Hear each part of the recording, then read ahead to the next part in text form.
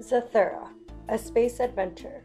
Written and illustrated by Chris Van Allsburg. "Mom!" Danny Budwing yelled. "Mom!" Walter and Danny's mother stopped at her son's bedroom door. "Walter," she said, "get off your brother. Honestly, if you don't stop pulling on his nose like that, it'll end up looking like an elephant's trunk." "Oh yeah?" said Walter. "Then he'll need ears to match." He let go of Danny's nose and grabbed his ears. "Enough!" Mrs. Budwing shouted. "Danny started it. Look what he did," Walter yelled, picking up his walkie-talkie. The antenna was dangling by a wire. "See? He breaks everything." "I'm sure he didn't mean to," Mrs. Budwing said. "Was an accident," Danny mumbled. From downstairs, Mr. Budwing called to his wife. "We're going to be late." Mrs. Budwing gave her sons a kiss goodbye. "I set some dinner out in the kitchen. Dad and I shouldn't be too late." "Can't you take him with you?" Walter whined.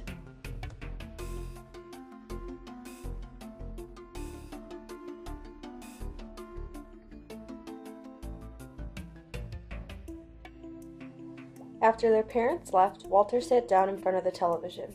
"Can me and you go out and play catch together?" Danny asked. "It's you and I," said Walter, "not me and you, and the answer is no." But Danny really wanted to play. He threw Walter his hat, but Walter just ignored him. Then he tossed him a baseball and beamed him on the head. Walter jumped up. "All right, you little fungus, now you're really going to get it." Danny bolted out of the room, down the hall, and out the front door, with Walter close behind. They ran into the park across the street, but Danny couldn't outrun his brother. Walter tackled him. "I'm telling," Danny squealed, as Walter got a grip on his nose and pulled. Then he let go.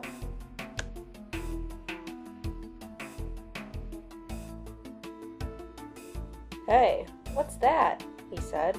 Right next to the boys was a long, thin box resting against a tree. Walter got off his brother and picked it up. "Aw, it's just some dumb old game. Here," he said, poking Danny in the stomach with the box. "It's for babies like you." He trotted off as Danny read the words on the box. Jumanji, a jungle adventure. Danny stuck the game under his arm and ran home after his brother. Back inside, Danny looked at the box. It was covered with pictures of jungle animals. He took out some dice, some tokens, and a very plain game board. Walter was right. It was a babyish game, and probably boring too. Danny started to put it away, but discovered, jammed tightly into the bottom of the box, another board.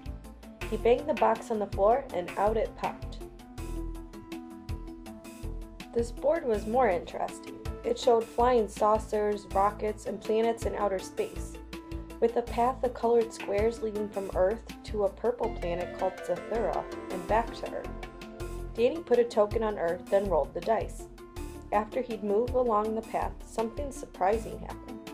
A buzzing sound came from the board, and with a click, a small green card popped out of the edge right in front of him. He picked it up and read, "Meteor showers. Take evasive action." "Hey, Walter," Danny started to say, "what does when he was interrupted by a noisy rat-a-tat-tat sound coming from the roof. Walter looked up from the television. "Holy smoke," he said. "Must be a hailstorm." "It's not hail," shouted Danny, holding up the card. "It's meteors." The noise grew louder, like 1,000 golf balls bouncing off the roof. The room got so dark. Walter turned on the lights, then kaboom! A rock the size of a refrigerator fell through the ceiling and crushed the television. "See," Danny said. "I told you, meteors." Walter stared at the hole in the ceiling. "Okay," he agreed, "meteors. But how'd it get dark so fast?" Through the hole he could see what was left of his parents' bedroom, and beyond that, a black starfilled sky. "It looks like night up there." "It's not night," said Danny. "It's outer space."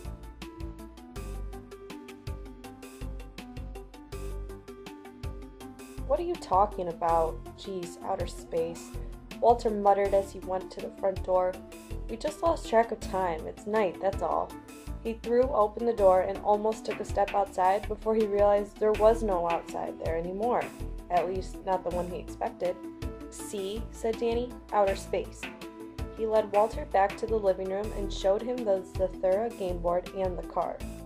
Walter sat with his head in his hands, gazing at the path of colored squares that wound around the board and ended back at Earth. "Looks like," said Danny, "we keep on playing, or we're up here forever." "Great," said Walter. "Up here with you forever." He took a deep breath, put a token on Earth, then rolled the dice and moved along the path. The board started buzzing and, click, the card popped out. He studied it silently, then tossed the card on the board. Danny leaned forward and read, "The polarity on your gravity belt is reversed." "I wonder what that means." He looked up, but Walter was gone. "Walter!" he cried out. "Up here," answered Walter. Danny looked up and saw his brother pressed against the ceiling. "I've lost my gravity."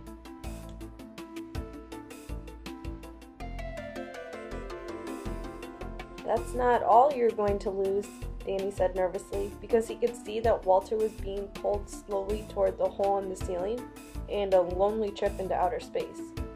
Walter realized it too and started clawing at the ceiling, but he couldn't keep himself from moving closer and closer to the hole. Danny looked around. Lying next to the meteor was the cord from the shattered television. He tossed it to Walter, who knotted it tightly to his belt. Danny grabbed the end of the cord and tied his brother to the sofa. Danny rolled the dice and moved his token along the path. Click! Out popped another card. "Your gyroscope is malfunctioning." Suddenly, the house tilted. Everything in the room slid to one side, and Danny got buried under a mountain of furniture. He slowly dug himself out, clutching the game, only to find that Walter was floating back toward the hole in the ceiling.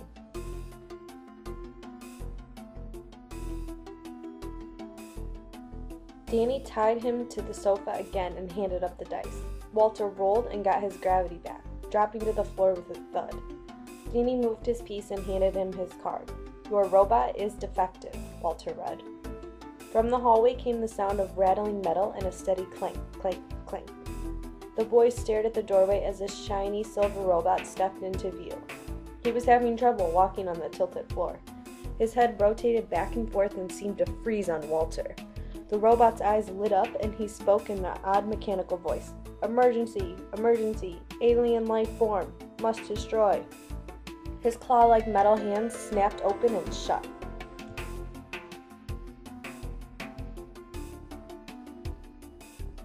"Uh-oh," Danny whispered. "I think he's talking about you."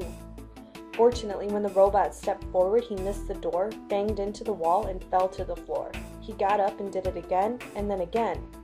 "Better hurry up and roll," said Walter, "before he makes it in here." Danny rolled the dice and took his card. "You passed too close to Thesaurus 3. Gravity greatly increased." The room began to level out, but something strange was happening to Danny. Walter looked at him. "Holy smoke," he said. Danny was getting shorter and wider, too. Soon he was about the shape and size of a large beach ball.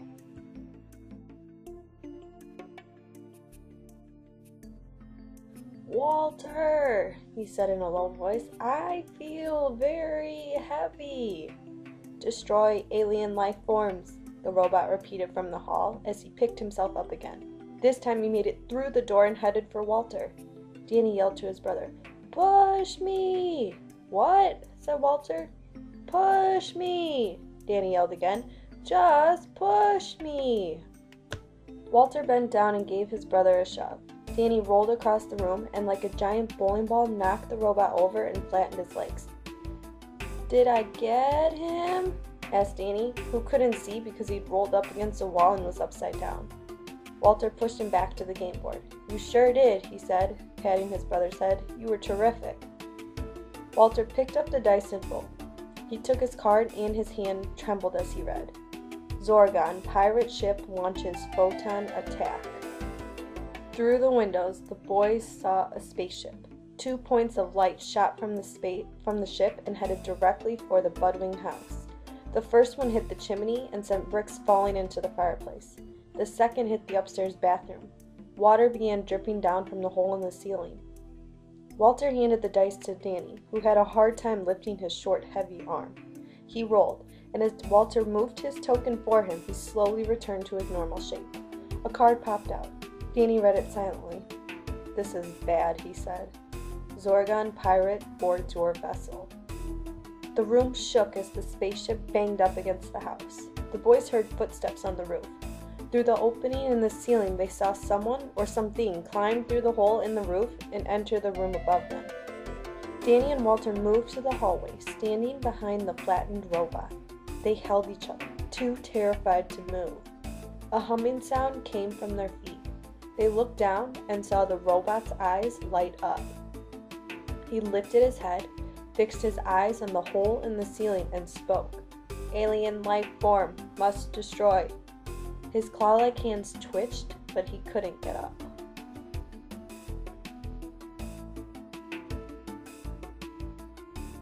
Danny and Walter helped him to his feet. He staggered forward as the pirate's scaly tail and lizard-like legs swung down from the hole. The robot lifted one of his claws and snapped it sharply around the creature's tail. The Zorgon howled, jerking himself back through the hole with the robot still attached. He thrashed and wailed, banging against the walls overhead. Then, minus one arm, the robot dropped down through the hole. The boys heard the Zorgon scramble across the roof and saw the flash of his rockets as his ship sped away. It seemed hopeless. The robot's eyes were dark again. They'd been playing almost 3 hours, and their tokens rested a galaxy away from Zathura and twice that far from Earth. "We're never going to make it," said Walter. "Sure we are," answered Danny. He handed the dice to his brother. "Me and you, together. We can do it." Walter cradled the dice in his hand and sighed. "You and I," he said wearily. "You and I." He looked at his little brother, who was grinning. "That's right," said Danny. "Together." Walter rolled the dice, a 1 and a 2. He moved his token to the only black square on the board. The card popped out. "You have entered a black hole," Walter read. "Go back in time 1 hour for each mark on the dice." He jumped up and looked around the room. "You see any black holes?"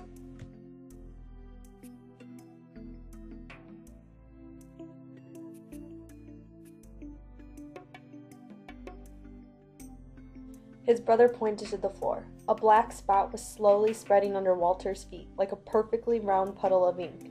At first, Walter thought he was sinking into it, but it was the hole that was rising. He tried to run, but could not feel his feet. Then, as the hole rose higher, he couldn't feel his legs either. "What's going on?" he cried. Danny looked below the disc-like hole. "Walter," he said, "the bottom part of you is gone." As the hole rose higher and higher, there was less and less of Walter until only his head remained. Danny tried to pull on the hole to save what was left of his brother, but his hands passed through the blackness as if it were made of smoke. His chin dropped to his chest, and he began to sob. "Danny," Walter called softly. Danny looked up at his brother's floating head. "Danny," he began, "I never told you this, but I..."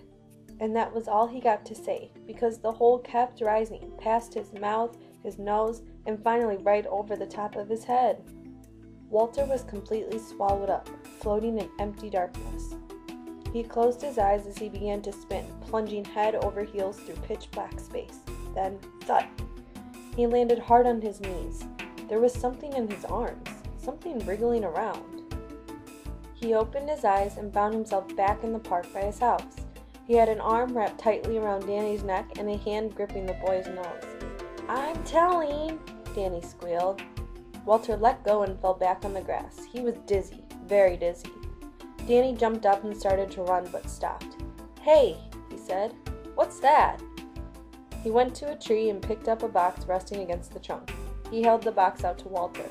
"Look," he said, "it's some kind of game." Walter grabbed it. "Hey, give it back," said Danny. His big brother got to his feet. "You don't want to play this," he said. "Trust me. I tried it once." He went over to a trash can and jammed the box deep inside. "Come on," he said. "I've got a better idea. Let's go play catch." Danny smiled. "You mean together? Me and you?" Walter put his arm around his brother. "Yeah, that's right," he said. "Me and you together."